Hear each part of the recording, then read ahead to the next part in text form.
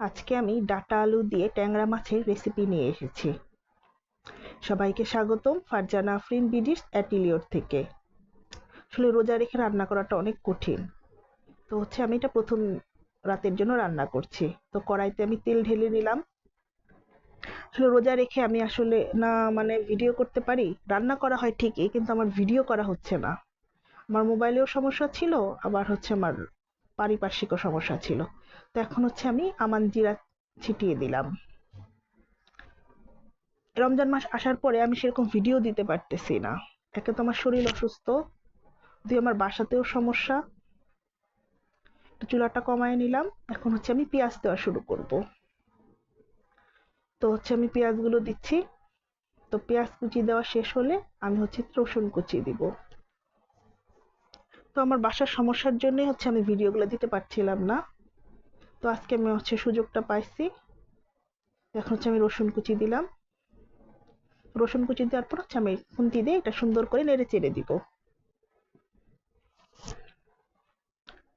তো আমি একটু এটা ভাজার জন্য অপেক্ষা করতেছি। একটা সুন্দর অ্যারোমা বের হলে আমি মশলা দেওয়া শুরু করব। তো ফার্স্টে দিলাম আমি হলুদ গুঁড়ো। তো হলুদ গুঁড়ো দিয়ে আমি সুন্দর করে কষানো শুরু করলাম। আসলে এই মাছ রান্নাটা কষানোর উপরে নির্ভর করে। যত সুন্দর করে কষানো হবে রান্নাটা তত ভালো হবে। তো হলুদ দিয়ে আমি এখন মরিচের গুঁড়ার খোঁজে। তো এই যে মরিচের গুঁড়া পাইছি, এখানে মরিচের গুঁড়া দিয়ে দিলাম। তো মরিচের গুঁড়া দিয়ে আমি আবারও নাড়াচাড়া করব। তো এই যে মাছগুলো দিয়ে দিলাম। এখন মাছগুলো দিয়ে এখন আমি কষানো শুরু করলাম। অল্প কয়টা ট্যাংরা মাছ, কারণ প্রথম রাতে খালি আমি ভাত খাই। আর যদি আমার আম্মুর ইচ্ছে করে তো আম্মু খায়, আর সবাই রুটি খায়। তো ট্যাংরা মাছ দিয়ে কেউ রুটি খাবে না, এর জন্য অল্প করে রান্না করা। তো লবণ ছিটিয়ে দিলাম, দিয়ে ট্যাংরা মাছগুলো সুন্দর করে আমি কষাচ্ছি। কষানোর পরে আমি মাছগুলো তুলে নিয়ে তারপর ডাঁটার আলু দিব। তো মাছগুলো আমি সুন্দর করে কষায় নিতেছি। এই মাছগুলো যখন আমি বাজার থেকে আনছি তখন এগুলো একদম তাজা ছিল, কাটার সময় একদম নড়তেছিল। আমি এখন এত ভালো বাজার করি, আমি নিজেই নিজের প্রশংসা করলাম। আমার আব্বু অসুস্থ হবার পরে আমার অনেক গুণ বেড়ে গেছে। আব্বু সুস্থ থাকতে আমি কখনো কোনো কিছু বাজার করি নাই, বাট আব্বু অসুস্থ হওয়ার পরে আমি এত সুন্দর বাজার করা শিখে গেছি। এই যে এখন আমি কষানো মাছগুলো তুলে রাখবো। এই মাছগুলো আমি বাজারে গিয়ে দেখে আমার এত ভালো লাগছে, এত দাম, তারপর আমি নিয়ে আসছি। এর জন্যই তো অল্প করে রান্না করতেছে, আমার খাওয়ার জন্য খালি। তো আমি এখন এই মাছগুলো তুলে রাখতেছি। তুলে রাখার পরে আমি ডাঁটার আলু দিব। আমার এই জিনিসটা না খুব কঠিন লাগে, তরকারি থেকেই একটা একটা করে মাছ তোলা। একবার তো ভাঙিয়েই ফেলছিলাম। তো আমার রান্না দেখতে দেখতে সবাই দেখে ফেলবে যে আমার কখন কি ভুল হয়। সমস্যা নাই, আমি আবার সবসময় ডিসক্রাইব করার দরকার পড়বে না। তো এখন আমি এই পেঁয়াজ মরিচের মধ্যে ডাঁটার আলু ছেড়ে দিলাম। এখন আবার কষানো শুরু করব। এই ডাঁটার আলুটা কষানোটাই হলো এখন এই তরকারিটা মজা হওয়ার সবচেয়ে বড় মূল মন্ত্র হবে, কারণ যদি শক্ত হয়, আর আমারও নিজেরও দাঁতে রুট ক্যানেল করা, ক্যাপ করা দাঁত। তা আমি আবার সব খাবার খুব সুন্দর কষিয়ে রান্না করি, একটু নরম করে। তো ডাঁটাগুলো জানি শক্ত না থাকে, তারপর সারাদিন রোজা রাখা লাগবে। তো এর জন্য খুব প্রত্যেকটা রান্নায় খুব সময় নিয়ে করি, আর আস্তে আস্তে করি। তাড়াতাড়ি করতে গেলে আমার রান্না পচা হয়ে যায়।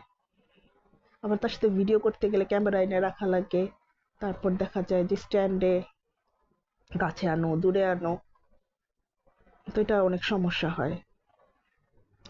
তো এখন আমি লবণ দিয়ে দিলাম।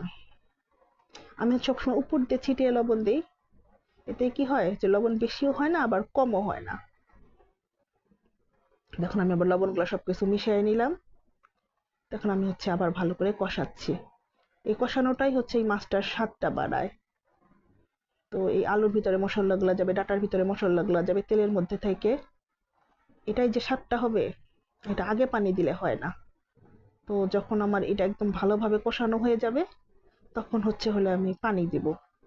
আমার মোবাইলটা না অতটা মানে উন্নত মানের না, এর জন্য আমার রান্নার ভিডিওর কালারটা বোঝা যাচ্ছে না, এত সুন্দর রং হয়েছে। এখন আমি একটু মিক্সড মশলা দিলাম। এটা সব রকম মশলা দিয়ে বানানো একটা মশলা। আর এরপরে দিব একটু রাঁধুনি গুঁড়া। তারপর আমি এখন এটাকে আবার সুন্দর করে কষাবো, খুন্তি দিয়ে নেড়ে চেড়ে। তো আমি এটা সুন্দর করে সবকিছু খুন্তি দিয়ে নাড়াচাড়া করছি। আসলে কি আমি এত নাড়াচ্ছি কারণ কি, কোনোভাবেই আমি আমার তরকারিটা আসল রংটা আনতে পারতেছি না। আশপাশ ক্লিয়ার হয়েছে কিন্তু আমার কড়াইয়ের ভিতরে যে তরকারি এই জায়গার ভিডিওটা ক্লিয়ার হচ্ছে না, না রংগুলা মানে সাদা বানায় দিচ্ছে, কিন্তু এটা কিন্তু সাদা না, এত সুন্দর একটা রং হচ্ছে। মানে আমার রান্নার তরকারির কালারটা খুব সুন্দর হচ্ছে, এখনই খুব সুন্দর একটা সুঘ্রাণ বেরিয়ে গেছে, কিন্তু কালারটা আসতেছে না। এই জন্যই আমি ঘুরে ফিরে মানে আমার আসল রংটা আনার ট্রাই করতেছি যে রান্নার। এটাই দুঃখ লাগতেছে যে একটা খারাপ মোবাইল হলে আসল যে আমি রান্নাটা করতেছি এই জিনিসটা আমি ফুটিয়ে তুলতে পারতেছি না। মানে আমার এত সুন্দর রং হয়েছে তরকারিটার, কিন্তু আমার ক্যামেরায় আসতেছে না। তো আমি যে পানি দিয়ে দিলাম, আর একটু পানি দিয়ে দিব। দিয়ে আমি পানির এখন আমি পানি ফোটার পর্যন্ত হলো অপেক্ষা করব, এরপর ঢাকনা দিব। তো এরপরে আমি সারাটা নেড়ে চেড়ে সবকিছু একসাথে দিলাম, জানি মশলা টশলা সব সুন্দরভাবে কড়াইতে একদম পরিমাণ মতো হয় সব জায়গায় সমানভাবে মিশে। তো নাড়াচাড়া করে এখন আমি জালের অপেক্ষায় আছি। এখানে এই জাল উঠবে, এরপর আমি ঢাকনা দিব। তো আমি অপেক্ষা করতেছি যে কখন আমার এই তরকারিতে জাল আসবে। তো দুঃখের বিষয়, এত সুন্দর তরকারিটার রং হচ্ছে, কিন্তু এটা আমার মোবাইলে আসতেছে না। আশপাশ পরিষ্কার আসতেছে, কিন্তু আমার তরকারিটার ভিতরে কালারটা আসতেছে না। এটা অনেক দুঃখের। একটু মরিচ দিয়ে দিলাম।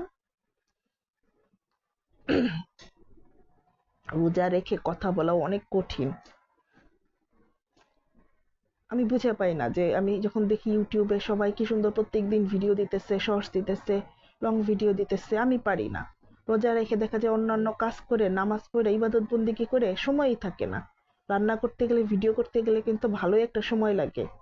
যেটা নর্মাল যখন আমি রান্না করি তখন দেখা যায় যে আমি রান্না করতেছি, আশপাশে আরেকজন রান্না করতেছে, কিন্তু এটা মানে কোনো সমস্যা হচ্ছে না। বাট ভিডিও করতে গেলে দেখা যায় আরেকজন রান্নাঘরে ঢুকলে আমার কথা বলতেও সমস্যা হয়, কি দিব না কি দিব, একটু লজ্জাও করে।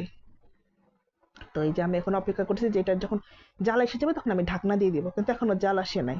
তো আমি আবার একটু নাড়াচাড়া করতেছি, জাল আসার অপেক্ষায়। জাল এসে গেছে, তখন আমি আবার খুন্তি দিয়ে একটু নাড়াচাড়া করতেছি যে না এবার জাল আসছে, এবার যেটাকে আমি ঢাকনা দেওয়ার টাইম হয়ে আসছে। তো সুন্দর আমি নাড়াচাড়া করতেছি। ডাটার রঙগুলো আসে নাই, এত সুন্দর সবুজ হয়েছিল, মানে দুঃখই লাগে। তো এই যে আমার তরকারি, আমি এটা ঢাকনা দিয়ে দিব। তো এখন ঢাকনা দেওয়ার সময় এসে গেছে।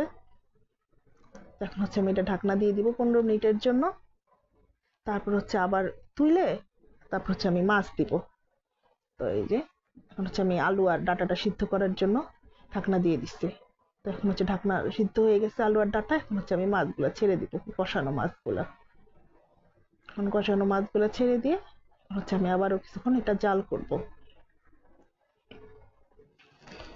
তো আমার মনে হয় কি যে প্রথম রাতের জন্য এই তরকারিটা খুব ভালো হয়েছে, পেটের জন্যও ভালো।